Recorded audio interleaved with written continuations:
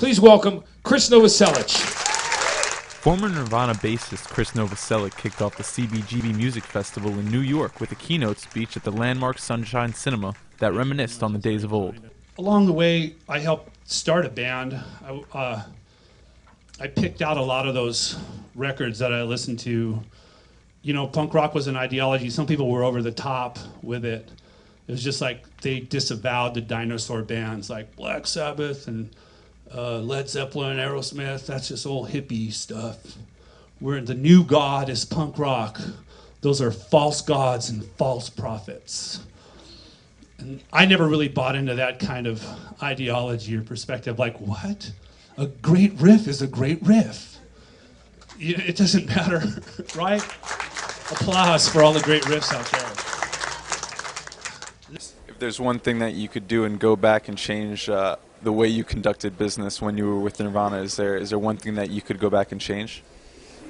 I think, well, that's a 20/20 hindsight. I mean, when you sign a deal with a label, and I spoke during the address how they printed up only 50,000 copies of Nevermind, and it went on to be a multi-million-dollar seller.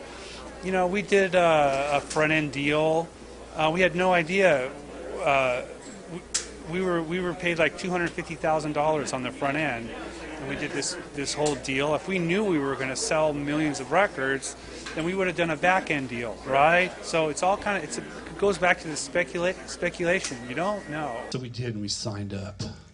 Corporate rock whores. We were bye-bye anarchism. You know what I mean? But what could I say? I'm very proud of Nirvana. And when people stop me all the time and recognize me, like, you're the bass player in Nirvana, right? You're Krist. I'm like, yeah, I am. I'm like, thank you so much. That music means so much to me.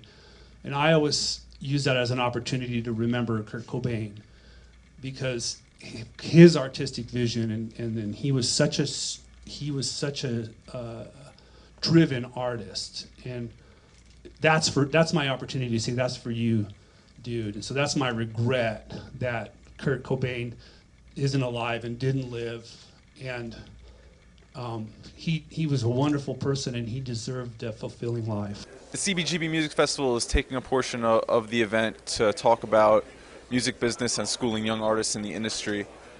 What does that sort of event mean to you, that portion of the event? Well, there's definitely a music business.